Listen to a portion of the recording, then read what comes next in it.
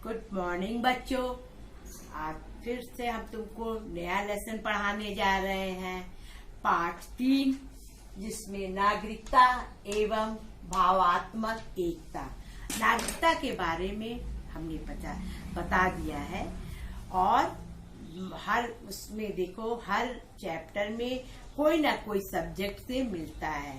ये नागरिक शास्त्र से तुम्हारा मिलता जुलता है और इसमें जो है सबसे पहले जो है भूमि का अर्थ है। अर्थ जो है, अर्थ में उपयुक्त विवेचना ये स्पष्ट है, नागरिकता की सामाजिक एवं राजनीतिक अधिकार प्राप्त होता है। क्या होता है? अधिकार हमको प्राप्त होता है, राजनीतिक में होता है और नैतिकता में होता है। इसमें हमको अधिकार, किसी चीज का अधिकार हमको कोई दे देता है ना कि लो चलाओ राजपाट, उसी को अधिकार कहते हैं। परंतु अधिकार बिना कर्तव्य का पूर्ण कहे जा सकते हैं। अधिकार के बिना कर्तव्य जो है पूर्ण कहे जाते हैं और उसके कर्तव्य से ही अधिकारों का स्पष्टि हुई है। कर्तव्य से भी क्या है? अधिकारों का स्पष्ट हुआ है। अधिकार और कर्तव्य एक ही सिक्के के दो पहलू हैं। अधिकार और कर्तव्य दोनों एक ही पहलू के जो है एक सिक्के हैं और व्यक्ति को परिवार, समाज तथा राष्ट्र के प्रति अनेक कर्तव्यों का निर्वहन करना पड़ता है। माने व्यक्ति को, माने मनुष्य को जो होता है निर्वहन, माने हम लोग को जो होता है संचालन करना पड़ता है। कोई ना कोई कार्य जो होता है, चाहे वो घर का हो, चाहे स्कूल का हो, चाहे देश का हो, तो हमको जो है करना पड़ता है, करना पड़ता है। व्यक्ति के परिवार, समाज तथा राष्ट्र के प्रति अनेक कर्तव्यों का निर्वहन करना पड़ता है, तभी वह वास्तविक रूप से अधिकारों का उपभोग कर सकता है। वास्तविक रूप से उपभोग करता है। जब अच्छा राजपाट करेंगे, अच्छा चीज चलाएंगे, अच्छा काम करेंगे घर का भी, तो क्या था? उपभोग माने हम सुख और शांति प्राप्त कर सकते हैं। और व्यक्ति जिस भाव से कर्तव्यों का पालन करता है उसी को नागरिकता कहते हैं। कर्तव्यों का पालन करता है, जैसे हमको कोई भी अधिकार मिलता है हम उसका पालन करते हैं तो क्या होता है? उसका जो है नागरिकता मिलता है। और दूसरे शब्दों में कर्तव्य का उचित रूप से पालन करना ही नागरिकता है। दूसरे नागरिकता है, नागरिक में भी रहते हैं ना, नागरिक में रहते हैं तो उसका भी कर्तव्य का पालन जो है हम लोग को करना पड़ता है। और कर्तव्यों के उचित क्रम निर्धारित का नाम ही नागरिकता है, ये परिभाषा में है।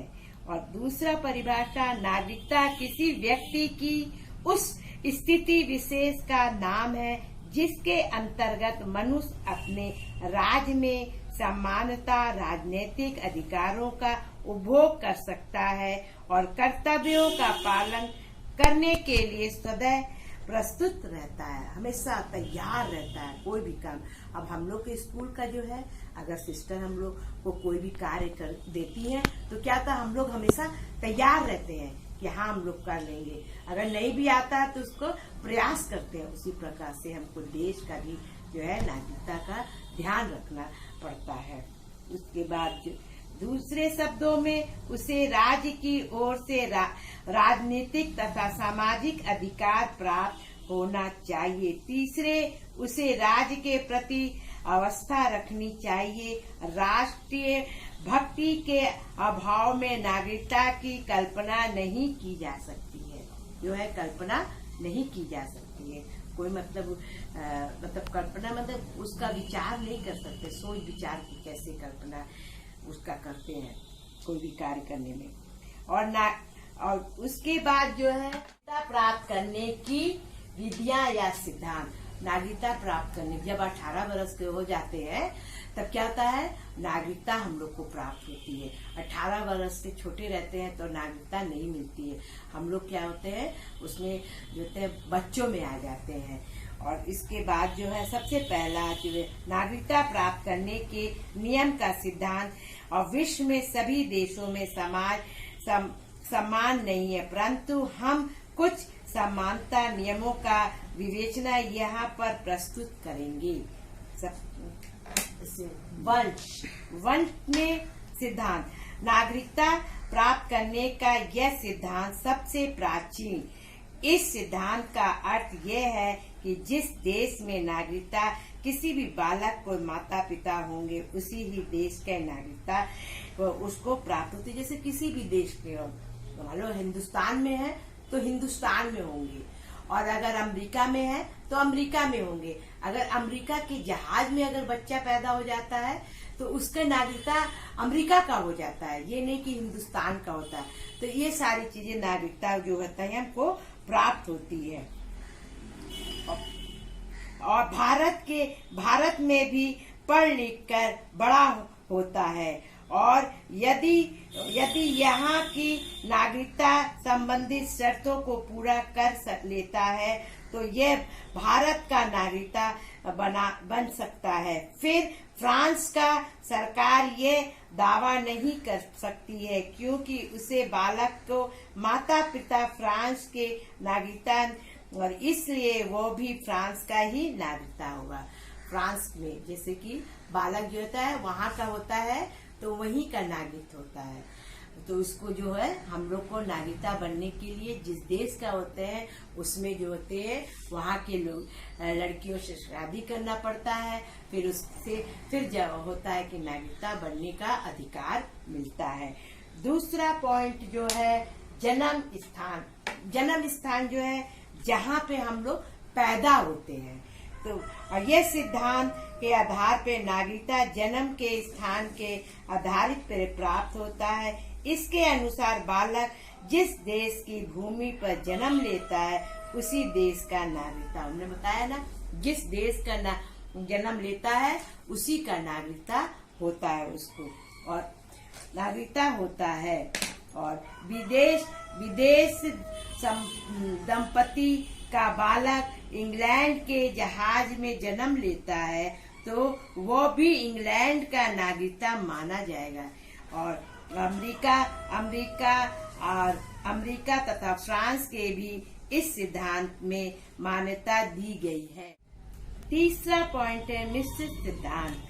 अभी विश्व के कुछ ऐसे देश हैं जिसमें रक्त सिद्धांत तथा जन्म स्थान सिद्धांत दोनों माने जाते हैं। इंग्लैंड, फ्रांस तथा इंग्लैंड के में दोनों सिद्धांत प्रचलित है। इस देश के दंपति का कोई बालक विदेशी में जन्म लेता है तो वहाँ उन्हीं देश का नागरिकता बना दिया जाता है।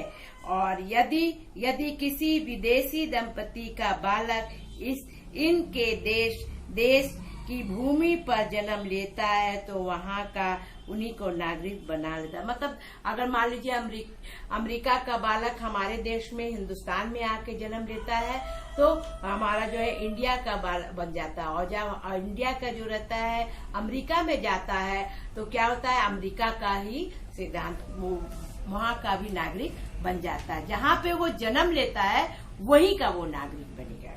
उसके बाद जो है तीसरा पॉइंट, चौथा पॉइंट विवाह जो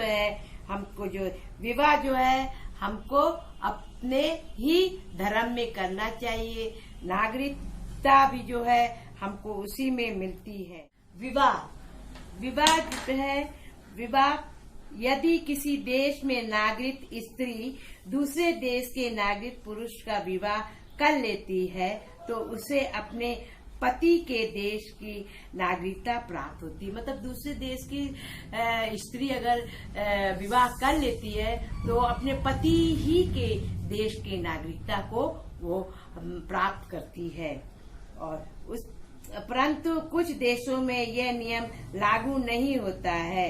यदि रूस में नागरिकता स्त्री और किसी दूसरे देश की नागरिकता पुरुष विवाह कर लेती है तो उसे स्त्री को रूस की नागरिकता त्यागने की आज्ञा नहीं दी जाती है। जापान में यह नियम कि यदि जापानी नागरिकता स्त्री किसी दूसरे देश के नागरिकता से विवाह कर लेती है तो उसे पति का जापान की नागरिकता प्राप्त होती है। मतलब जापान की नागरिकता उसको प्राप्त होती है अगर जापान की उससे स्त्री जो है विवाह करती है पति से। दत्त विधान द्वारा यदि किसी देश के नागरिकता किसी दूसरे देश की नागरिकता बच्चों को गोद ले लेता है तो उसे बालक को गोद लेने वाले व्यक्ति के देश की नागरिकता प्राप्त हो जाती है। विजय द्वारा यदि कोई देश किसी अन्य देश पर अथवा उस देश के किसी भी भाग पर विजय प्राप्त कर लेता है तो अपराधी देश अथवा जिस भाग पर अपने विजय प्राप्त की है उसी वहां के नागरिकता को विजयी देश को नागरिकता प्राप्त हो जाती है। भूमि खरीदने से कुछ देश में यह नियम है कि यदि विदेशी उस देश में भूमि अथवा अचल संपत्ति खरीद लेता है तो उसे वहां की नागरिकता प्राप्त हो जाती है। दक्षिण अमेरिका के प्यूर तथा मैक्सिको में यह नियम है।